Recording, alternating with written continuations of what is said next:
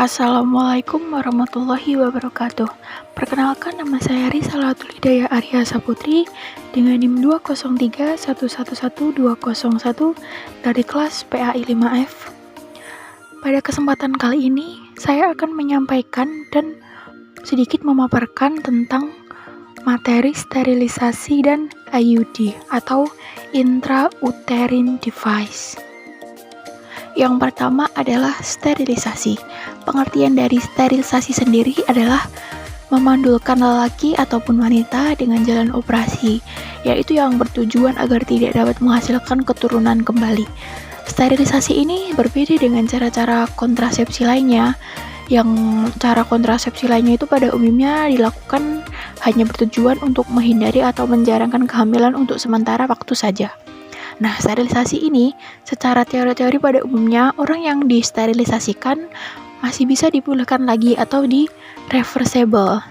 Tetapi banyak ahli kedokteran yang mengaku bahwa harapannya sangat tipis sekali untuk bisa berhasil. Jadi, jika ada seseorang yang melakukan sterilisasi, maka kemungkinan ia akan pulih atau ia akan kembali normal kembali itu sangatlah kecil sekali.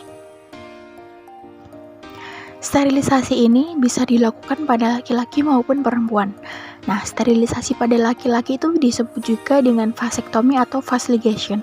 Cara sterilisasi pada laki-laki ini dengan memotong saluran sperma atau vas deferens, kemudian ujungnya itu diikat sehingga sel sperma tidak dapat mengalir keluar penis atau uretra. Ini termasuk operasi ringan, tidak memerlukan perawatan di rumah sakit dan tidak mengganggu kehidupan sehari-hari maupun kehidupan seksual.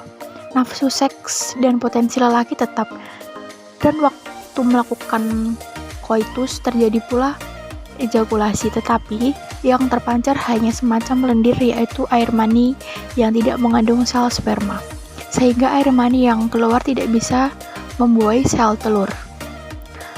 Lelaki yang disterilisasikan, testisnya masih berfungsi dengan baik, masih mempunyai semua hormon dan kepuasan seks tetap sebagaimana biasanya. Demikian pula juga kelenjar yang membuat kelenjar cairan putih tidak berubah, sehingga pada waktu puncak orgasme, cairan putih masih keluar dari penis. Nah, sterilisasi pada perempuan ini biasa disebut dengan tubektomi atau tubal ligation. Caranya itu dengan cara memotong kedua sel telur atau tuba Fallopi dan menutup keduanya, sehingga sel telur tidak dapat keluar dan sel sperma tidak dapat masuk sehingga tidak terjadi kehamilan. Selanjutnya adalah sterilisasi menurut Islam. Sterilisasi menurut Islam pada dasarnya haram atau dilarang karena beberapa hal yang prinsipial. Seperti poin pertama adalah sterilisasi berakibat pemandulan, tetap hal ini bertentangan dengan tujuan pokok perkawinan menurut Islam. Yang kedua, mengubah ciptaan Tuhan dengan jalan memotong dan menghilangkan sebagian tubuh yang sehat dan berfungsi. Yang ketiga, melihat aurat orang lain, yaitu aurat besar. Di dalam Islam melarang orang melihat aurat orang lain meskipun sama jenis kelaminnya. Tetapi apabila seseorang dalam keadaan yang sangat darurat atau terpaksa atau emergensi, seperti untuk menghindari penurunan penyakit dari kedua orang tua ke anak keturunannya atau terancamnya jiwa si ibu bila ia mengandung atau melahirkan bayi, maka sterilisasi ini diperbolehkan. Sterilisasi diperbolehkan karena hal ini berdasarkan kaidah hukum atau kaidah fikih Islam yang menyatakan ad-daruratu tubihu mahdurati, yang artinya keadaan darurat itu membolehkan hal-hal yang dilarang. Dan apabila melihat aurat itu diperbolehkan dan diperlukan untuk kepentingan medis, Islam juga memperbolehkan karena sudah sampai tingkat darurat sehingga tanpa ada pembatasan, asal benar-benar diperlukan untuk kepentingan medis dan melihat sekedarnya saja. Hal ini berdasarkan kaidah hukum Islam yang menyatakan ma'ubihu lidarurati biqadri ta'aduriha, yang artinya sesuatu yang diperbolehkan karena terpaksa adalah menurut kadar halangannya. Ada beberapa catatan penting yang harus diperhatikan dalam melakukan sterilisasi atau dalam hal persterilisasian ini. Yang pertama adalah sterilisasi itu beda hukumnya dengan khitan lelaki, di mana dari tubuhnya ada pula yang dipotong, yakni kulub atau kulfa atau praeputium, karena kalau kulub yang menutupi kepala zakar tidak dipotong atau dihilangkan, justru akan memberi sarang penyakit kepada seseorang tersebut. Nah, yang kedua itu Islam hanya memperbolehkan sterilisasi karena semata-mata untuk alasan medis saja. Kemiskinan atau alasan yang lainnya tidak dapat dijadikan alasan untuk sterilisasi. Solusinya itu bisa menggunakan cara atau kontrasepsi lainnya yang diinginkan oleh Islam, misalnya seperti kondom, oral pill, vaginal tablet, atau vaginal pasta, dan lain sebagainya. Nah, yang kedua ini ada intrauterine device atau IUD. IUD pertama diciptakan oleh Richter dari Polandia. IUD ini dulu bentuknya seperti cincin dari logam yang dikelilingi benang sutra. Nah, seiring berjalannya waktu, dari hasil percobaan dan pengalaman, ternyata IUD adalah kontrasepsi yang sangat efektif. IUD dipasang 2 atau 3 hari setelah haid atau 3 bulan sesudah melahirkan, dan pemasangannya harus dilakukan oleh tenaga yang sudah ahli. Meskipun IUD diakui sangat efektif dan efek sampingnya tidak terlalu berbahaya, tapi secara ilmiah mekanisme kerja IUD hingga kini masih belum jelas 100% karena masih adanya perbedaan pendapat dari kalangan ahli kedokteran dan tidak bisa dikompromikan kembali.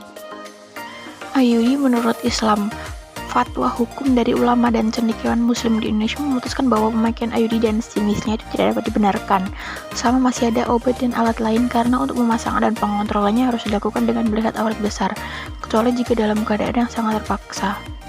Musyawarah Nasional Ulama tentang Kependudukan Kesehatan dan Pembangunan memutuskan bahwa penggunaan alat kontrasepsi dalam KB dapat dibenarkan jika pemasangan dan pengontrolannya dilakukan oleh tim medis wanita, atau jika terpaksa dalam dilakukannya itu para medis pria, maka dengan didamping oleh suami atau wanita lain. Keputusan musyawarah ulama terbatas tentang IUD tampak berbeda dengan pendapat di atas, karena pendapat di atas tidak disertai dalil syar'i yang terinci. Maka dari itu timbul beberapa pertanyaan seperti apakah fatwa hukum tentang suatu masalah bisa dirubah atau diubah? Perubahan fatwa hukum suatu masalah memang bisa dimungkinkan karena ilat hukum yang menjadi alasan hukum ijtihad itu telah berubah karena zaman, waktu, dan situasi kondisi yang telah berubah pula. Hal ini sesuai dengan kaidah hukum Islam yang berbunyi al-hukmu yaduru ma'al illati wajudan wa adaman, yang artinya hukum itu berputar di atas ilatnya atau alasan yang menyebabkan adanya hukum atau adanya atau tidak adanya. Yang kedua itu adalah dalil yang artinya hukum-hukum itu bisa dirubah karena perubahan zaman, tempat, dan keadaan. Pendapat lain yang mengharamkan pemakaian IUD kecuali dalam keadaan darurat atau terpaksa mempunyai landasan dalil syar'i yang lebih kuat, yaitu dari hadis riwayat Ahmad, Muslim, Abu Daud, dan Al-Tirmizi. Dalam hadis riwayat Ahmad, Muslim, Daud, Al-Tirmizi dijelaskan bahwa permasalahan dan pengontrolan IUD itu tidak boleh dilakukan oleh seseorang yang bukan mahramnya, sekalipun oleh tenaga medis, kecuali jika benar-benar dalam keadaan terpaksa atau darurat.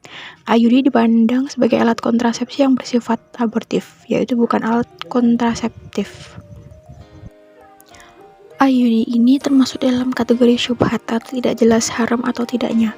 Menghadapi hal yang masih syubhat, maka menurut ajaran belum jelas penuhnya ajaran Islam, kita harus bersikap hati-hati dan cara menghindari demi menjaga kemurnian jiwa. Karena itu selama kerja cara IUD masih diragukan, maka dari itu penggunaan IUD tidak dapat dibenarkan untuk keadaan darurat, seperti hadis Nabi yang artinya tinggalkanlah hal-hal yang meragukanmu kepada hal-hal yang tidak meragukanmu. Hal ini dengan jelas mengingatkan agar kita meninggalkan hal-hal yang masih diragukan hukumnya seperti IUD, dan adalah kita berpegangan dengan hal yang sudah jelas halalnya atau jelas hukumnya. Mungkin cukup sekian yang dapat saya sampaikan. Apabila terdapat kesalahan dalam pengucapan atau perkataan, saya meminta maaf sebesar-besarnya. Semoga apa yang saya sampaikan dapat berguna untuk kita semua di dunia maupun di akhirat kelak. Billahi taufiq wal hidayah. Wassalamualaikum warahmatullahi wabarakatuh.